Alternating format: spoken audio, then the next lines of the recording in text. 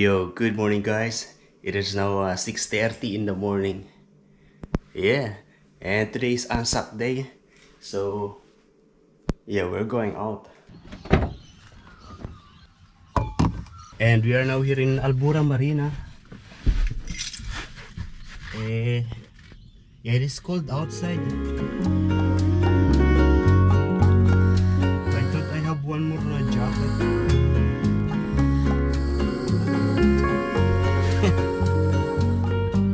Oh no,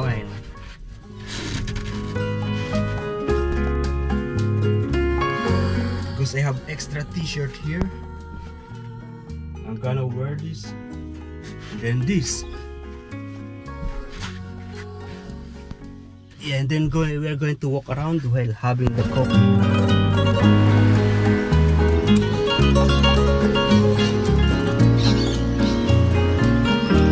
So this is how it is here at the moment. There is a couple just walking along the beach. It's still very quiet here, aside from the noise of the birds and the waves of the water. Yeah, it's still very quiet here. Today I'm going to share to you the journey that I took from working in Dubai to become an Australian citizen.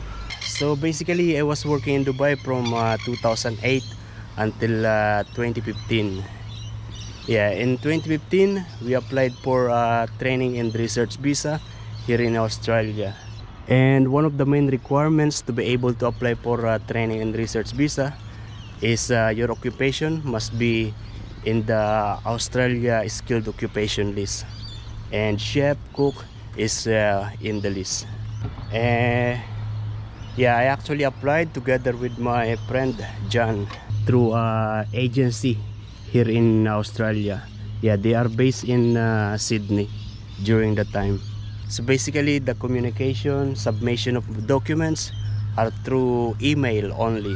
And yeah, the usual documents when you're applying for a job, like a certificate of employment, birth certificate, a passport, and police clearance. Yeah, in my case, I took the police clearance in Dubai because yeah, I was living in Dubai during the time. Birth certificate is also one of the requirements.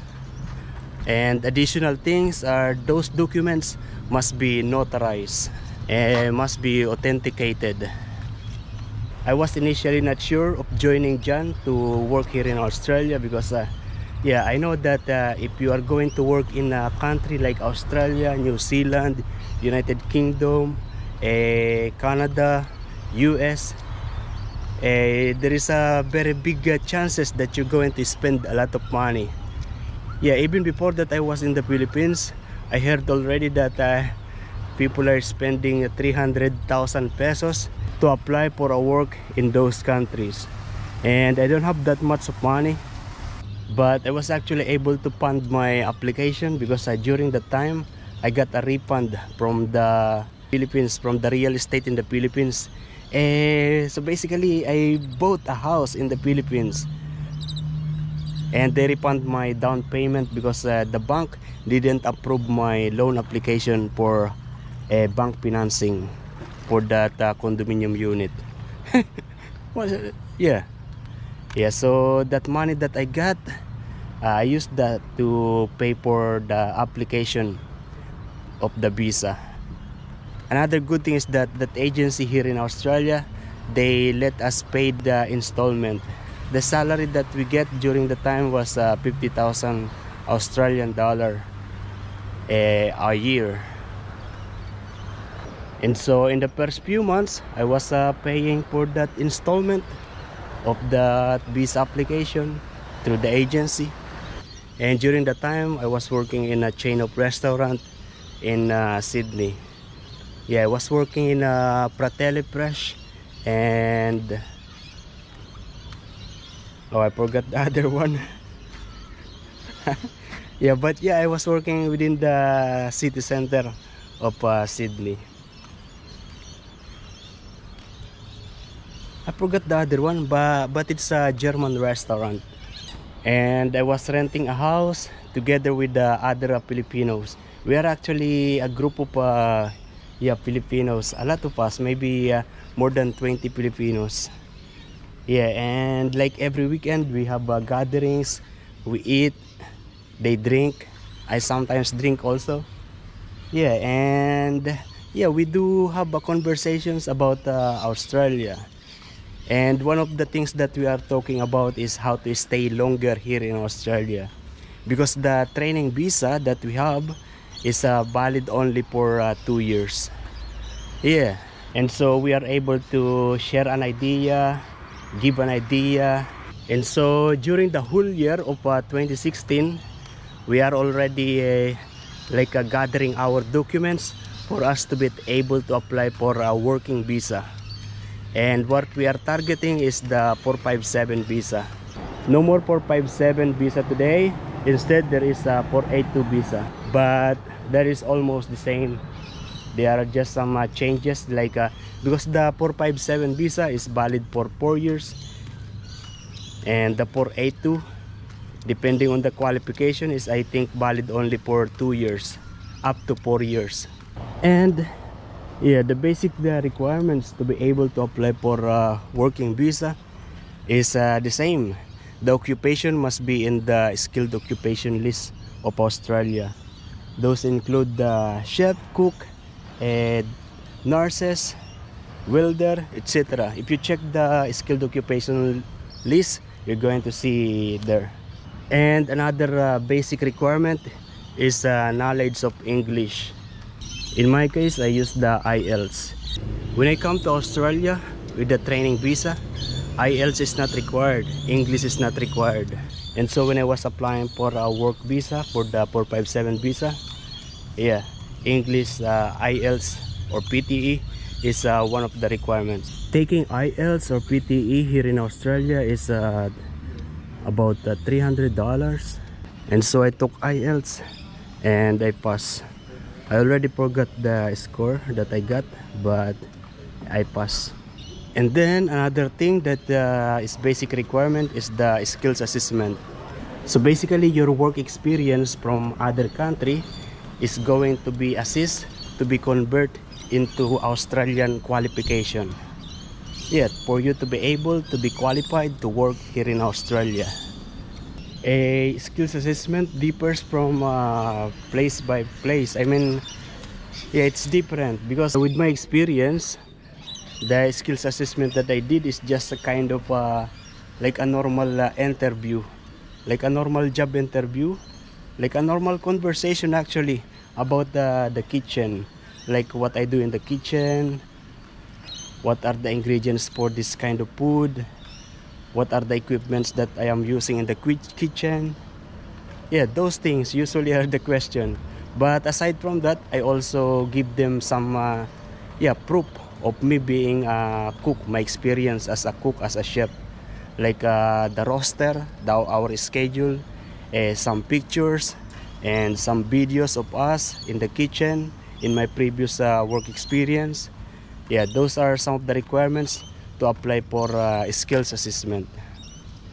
And so basically, yeah, you're going to pass. If you pass that skills assessment, they will give you an Australian qualification.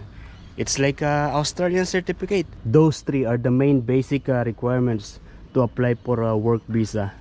And then the rest of the requirements are the usual documents: passport, birth certificate, certificate of employment, etc. So during the time of training visa, I was gathering all the documents, all the requirements, and then at the same time also looking for a company that is going to sponsor me for work visa or skilled visa or 457 visa. I applied online.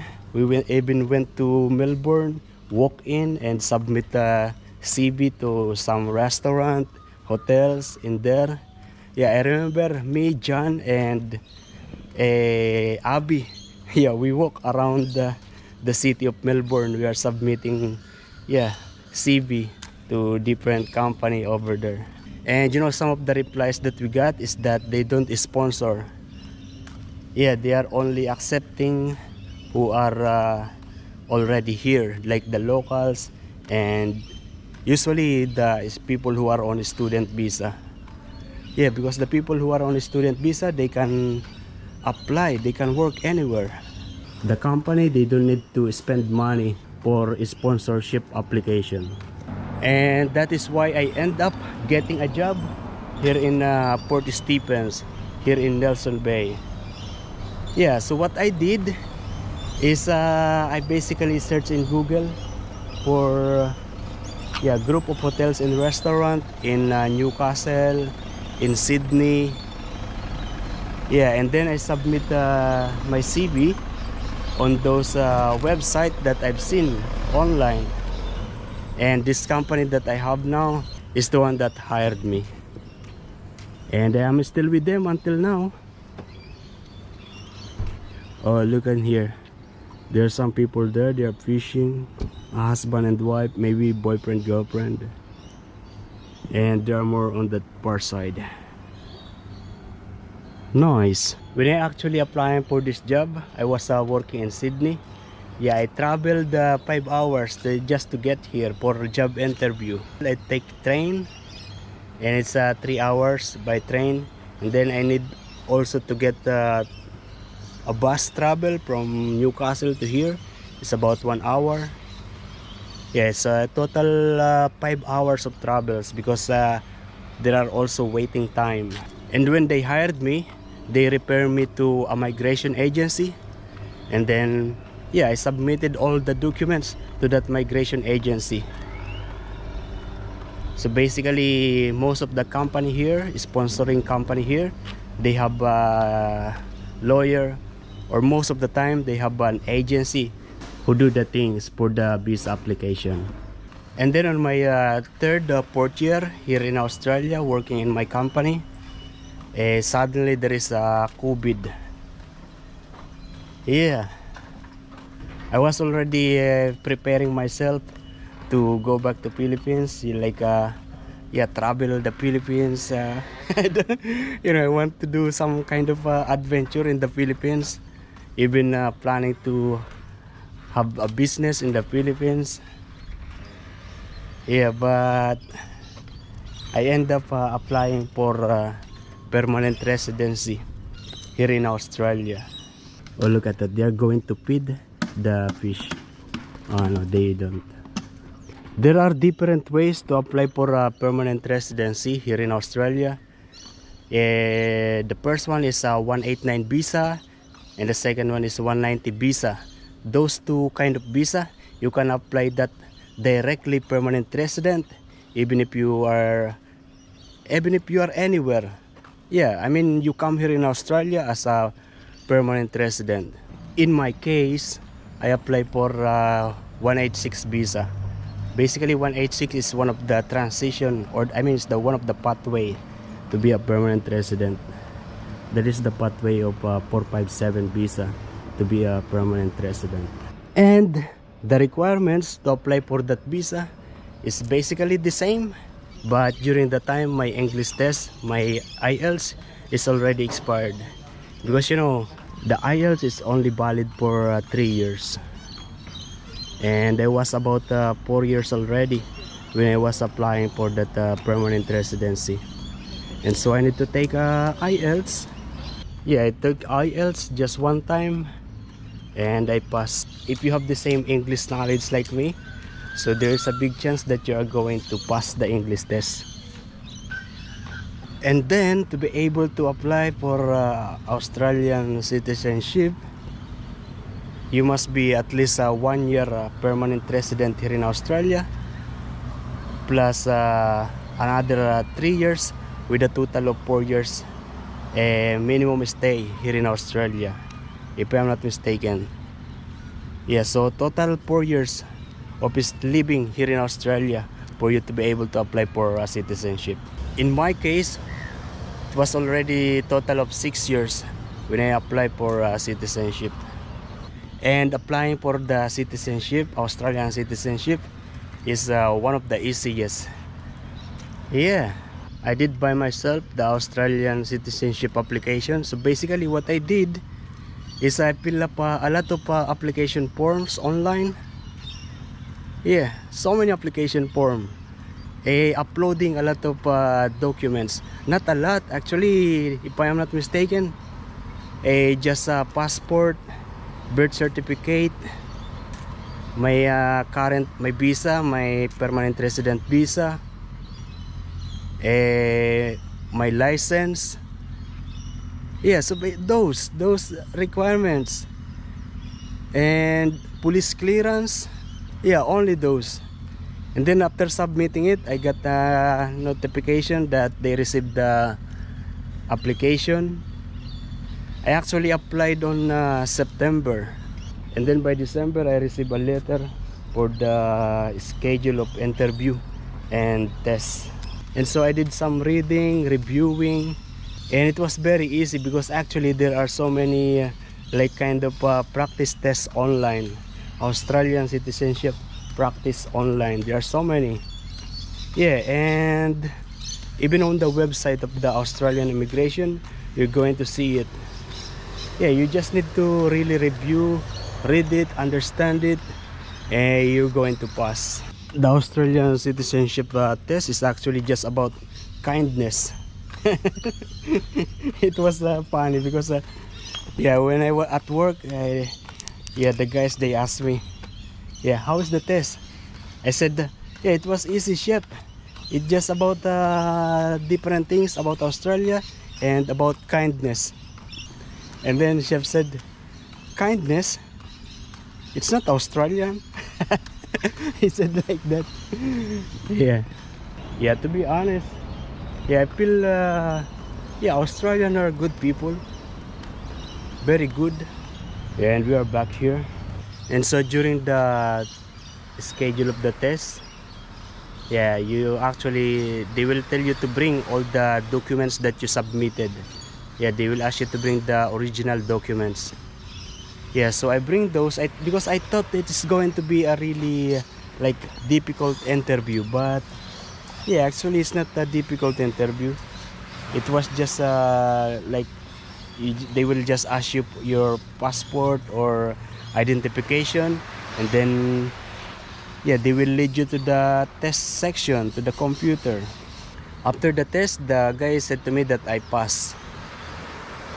Yeah, and expect the letter from the Australian immigration in a couple of days.